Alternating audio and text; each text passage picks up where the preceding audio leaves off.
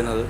അതായത് വീട്ടിലെ ആ ഒരു അവസ്ഥയും പിന്നെ എനിക്ക് ഇങ്ങോട്ട് വരാൻ വണ്ടിക്കോല് പോലും ഇല്ലാത്തൊരു സിറ്റുവേഷനായിരുന്നു.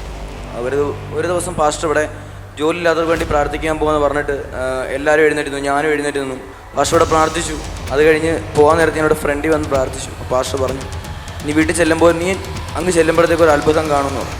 പ്രിയപ്പെട്ടവരെ, ഈ ദിവസങ്ങളിൽ ഏറ്റവും കൂടുതൽ വാർത്താ പ്രാധാന്യമുള്ള 1-2 വിഷയങ്ങളാണ് Elohim Snehathanal, Elohim global worship centre, Binu Vazhamuttam എന്ന പേരുകളൊക്കെ.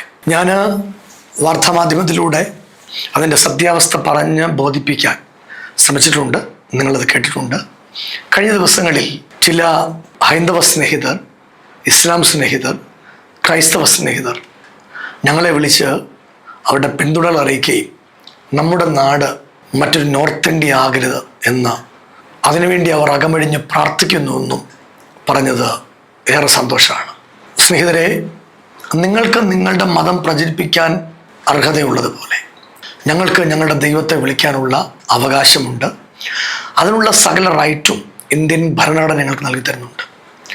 നിശ്ചയമായിട്ടും ആ ഇന്ത്യൻ ഭരണഘടനയും ഞങ്ങൾ ആരാധിക്കുന്ന ദൈവത്തെയും വിശ്വസിച്ചാണ് ഞങ്ങൾ മുന്നോട്ട് പോകുന്നത്.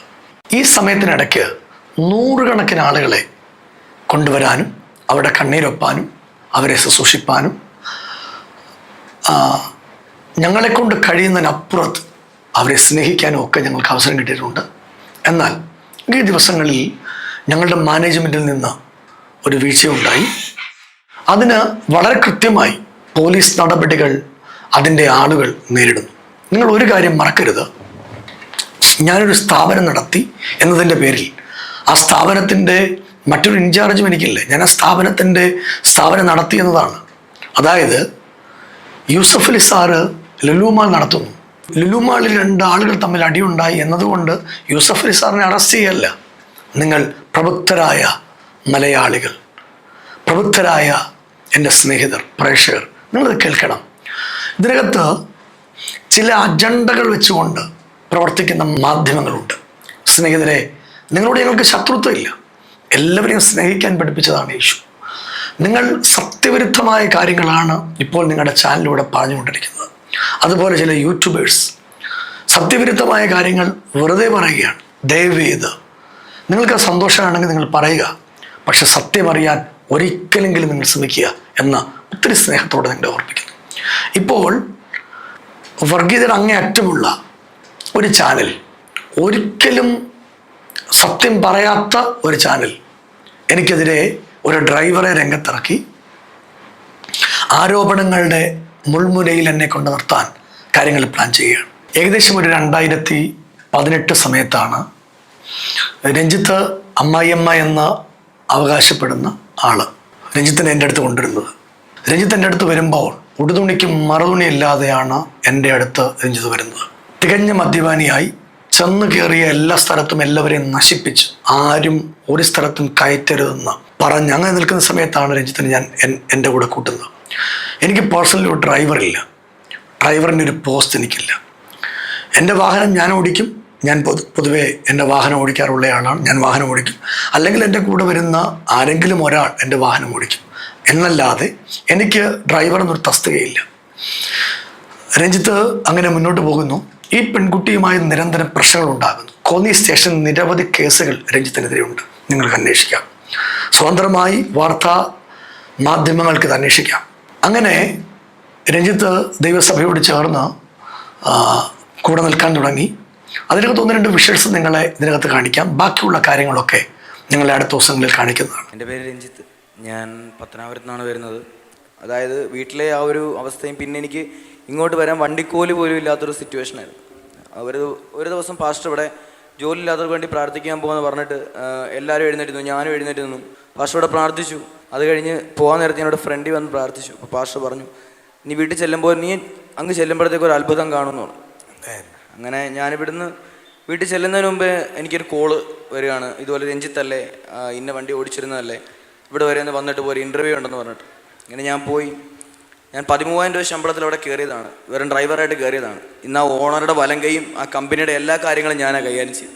അങ്ങനെ സമയത്ത് എനിക്ക് ഒരു രാത്രി വയ്യാണ്ടായി. ഹോസ്പിറ്റലിൽ ചെന്ന് മഞ്ഞപ്പിത്തമാണെന്ന് പറഞ്ഞു. അന്ന് വന്നു, കിടന്നു, ഒരു കുറവുമില്ലായിരുന്നു. പാസ്റ്ററെ വിളിച്ചു. രാത്രി പാസ്റ്റർ ഒരു 8:30-9 മണിയോളമായി. പാസ്റ്റർ പ്രാർത്ഥിച്ചു. രാത്രി ഒരു 1:30 ആയപ്പോഴത്തേക്ക് എന്നെ ഭയങ്കരമായിട്ട് വേർക്കാൻ തുടങ്ങി, എന്നെ കിടുങ്ങാൻ തുടങ്ങി. അപ്പോൾ വീണ്ടും ഇവർ പേടിച്ചിട്ട് രാത്രി തന്നെ വീണ്ടും ഓണർ വന്ന് എന്നെ വീണ്ടും ഹോസ്പിറ്റലിൽ കൊണ്ടുപോയി. അപ്പോൾ ഡോക്ടർ പറഞ്ഞു മരുന്ന് കഴിക്കുന്നില്ല, ഇല്ലയെന്ന് പറഞ്ഞു. ഡോക്ടർ പറഞ്ഞു ബ്ലഡ് പെട്ടെന്ന് ചെക്ക് ചെയ്യാൻ പറഞ്ഞു. അങ്ങനെ ബ്ലഡ് ചെക്ക് ചെയ്ത് 7 മണിയൊക്കെ ആയപ്പോഴത്തേക്ക് റിപ്പോർട്ട് കൊണ്ടുവന്നു. ഡോക്ടർ വന്നിട്ട് എടുത്ത് വെച്ച് നോക്കിയിട്ട് പുള്ളി എൻ്റെയും ഓണറുടെ മുഖത്ത് ഇങ്ങനെ എന്തോ അത്ഭുതം കണ്ടുപോലെ ഇങ്ങനെ നോക്കുക. എന്നിട്ട് ലാബിൽ നിന്ന് ആ സിസ്റ്റർമാരെയൊക്കെ വിളിച്ചിട്ട് അവരെ വഴക്ക് പറഞ്ഞു. ബ്ലഡ് മാറിപ്പോയി, ആദ്യം ചെക്ക് ചെയ്ത് എൻ്റെ ബ്ലഡ് അല്ലായിരുന്നു. അങ്ങനെ രഞ്ജിത്ത് ദൈവസഭയോട് ചേർന്ന് കൂടെ നിൽക്കാൻ തുടങ്ങി. രഞ്ജിത്ത് എൻ്റെ അടുത്ത് വന്ന് താൽക്കാലികമായി മദ്യപാനം നിർത്തുന്നു, നല്ലവനായി ചമയുന്നു. ഒരു വാർത്താ സമ്മേളനത്തിൽ തന്നെ രഞ്ജിത്തിനെക്കുറിച്ച് കൃത്യമായി രഞ്ജിത്തിൻ്റെ ഭാര്യാമാതാവിനെക്കുറിച്ച്, ആ സംഭവങ്ങളെക്കുറിച്ച്, എന്തുകൊണ്ട് ഞങ്ങൾ പുറത്താക്കി, കാണണ്ടാത്ത സാഹചര്യം ഞങ്ങൾ എന്താണ് കണ്ടത്, അതിനെക്കുറിച്ച് ഞങ്ങൾ പറയും. അങ്ങനെ സഭയ്ക്ക് രഞ്ജിത്തിനെ ഒരിക്കലും ഉൾക്കൊള്ളാൻ പറ്റില്ല എന്നൊരു സമയത്ത് രഞ്ജിത്തിനെ സഭയിൽ നിന്ന് പുറത്താക്കും. അതിനുശേഷം ചില നാളുകൾ കഴിഞ്ഞിട്ടാണ് രഞ്ജിത്തിനെതിരെ കേസ് വരുന്നത്. ഒരു ചെറുപ്പക്കാരനെതിരെയും ഇന്നുവരെ എൻ്റെ ലൈഫ് ഞാൻ കേസ് കൊടുത്തിട്ടില്ല. ഞാനിതിനകത്ത് എൻ്റെ ലൈഫിൽ മനസാ വാചക കർമ്മണ ഈ കാര്യത്തെക്കുറിച്ച് ഞാൻ അറിഞ്ഞിട്ടില്ല. രഞ്ജിത്തിനെ സേഫ് ചെയ്യുന്ന പോലെയാണ് ഞാൻ മറുപടികൾ അവിടെ പറഞ്ഞത്. അവനോട് ചോദിച്ച് രഞ്ജിത്തിന് പരിചയമുണ്ടോ, നിങ്ങളുടെ കൂടെ നിന്നാണോ? ഞാൻ പറഞ്ഞാണോ. ഇവനിതിന് മുൻപ് പ്രശ്നങ്ങൾ ഉണ്ടായിരുന്നു, പക്ഷെ ഞങ്ങളുടെ അടുത്ത് വന്ന് ആ മകൻ ഒരുപാട് മാറി എന്നാണ് ഞാൻ പറഞ്ഞത്. ആ പോലീസ് സ്റ്റേഷനിൽ കൊടുത്ത എൻ്റെ സ്റ്റേറ്റ്മെൻറ്റ്, എൻ്റെ മൊഴി ഇപ്പോഴും അവിടെ തന്നെ ഉണ്ട്. ബഹുമാനപ്പെട്ട പ്രേക്ഷകർക്ക് അത് നിങ്ങൾക്ക് പരിശോധിക്കാം. അന്ന് കുളനടയിൽ ഈ പ്രശ്നം, ദയവായിട്ട് കുളനടയിലല്ല, മാന്തകയിൽ ഈ പ്രശ്നം ഉണ്ടാകുന്നത്. കുളനട എന്നാണ് എല്ലാവരും പറയുന്നത്. പ്രശ്നമുണ്ടായത് മാന്തകയിലാണ്. മാന്തകയിൽ ഈ പ്രശ്നമുണ്ടാകുമ്പോൾ രഞ്ജിത്ത് പറഞ്ഞ പോലെ ഞങ്ങൾ 7 പേർ ചേർന്ന് ഓർത്തഡോക്സ് സഭയുടെ മാന്തക ഓർത്തഡോക്സ് പള്ളിയിലെ സെക്രട്ടറിയുടെ വീട്ടിലാണ് ഞങ്ങൾ പോയത്. ആ സമയത്ത് ഈ പേര് പറയപ്പെടുന്ന ചെറുപ്പക്കാരൻ, അതായത് ഒരു സ്ത്രീയുമായി, അവനേക്കാൾ 20 വയസ്സ് പ്രായമുള്ളൊരു സ്ത്രീയുമായി സ്നേഹമുള്ള ചെറുപ്പക്കാരൻ അവിടെ വന്നിരുന്നു. ആ ചെറുപ്പക്കാരൻ അതിനു മുൻപ് എന്നെ ഫോൺ വിളിച്ച് എന്നോട് പറഞ്ഞു, അച്ഛാ എനിക്ക് ആ സ്ത്രീയോട് സംസാരിക്കാതിരിക്കാൻ പറ്റില്ല. ഇതാണ് ശരിക്കും നടന്നിട്ടുള്ള വസ്തുത.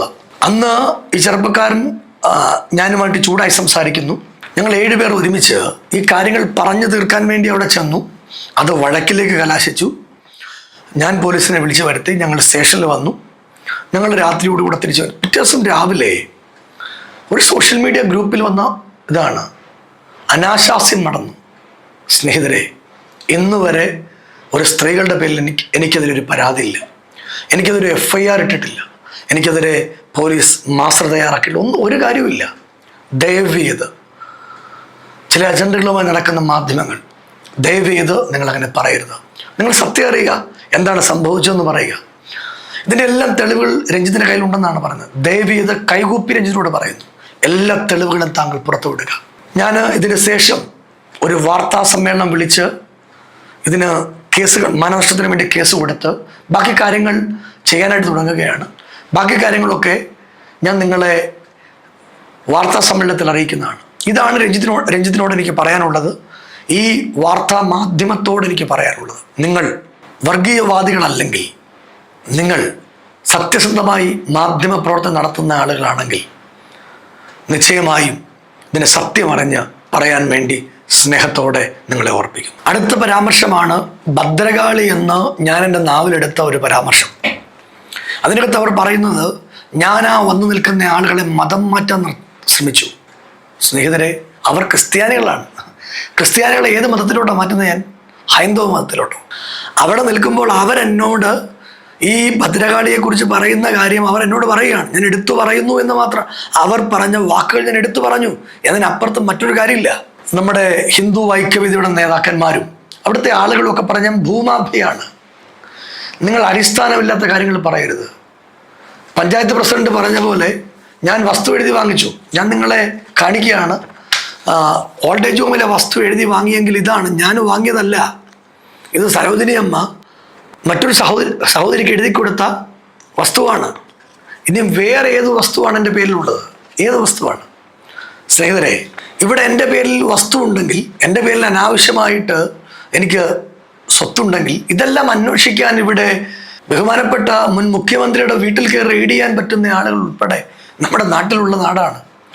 നിങ്ങൾ പോലീസുകാരുടെ കാര്യമോ നിങ്ങൾ ഇ ഡിയുടെ കാര്യമോ നിങ്ങൾ ഇൻ്റലിജൻസിൻ്റെ കാര്യമോ ഒന്നും നിങ്ങൾ ചെയ്യേണ്ട ആവശ്യമില്ല. അതവർ ചെയ്തുകൊള്ളും. പോലീസിൻ്റെ ജോലി നോക്കട്ടെ സ്നേഹിതരെ. ഇൻ്റലിജൻസ് ജോലി നോക്കട്ടെ. നമ്മുടെ ആളുകൾ അവരവരുടെ ജോലി ചെയ്യട്ടെ. അവരുടെ ജോലി ചെയ്യാൻ നിങ്ങൾ സമ്മതിക്കുക. നിങ്ങൾ പോലീസ് ആകരുത്, നിങ്ങൾ ഇ ഡി ആകരുത്, നിങ്ങൾ ഇൻ്റലിജൻസ് ആകരുത്. നിങ്ങളൊരു വാർത്ത പറയുമ്പോൾ അതിന് വസ്തുതകൾ ഉണ്ടാകണം.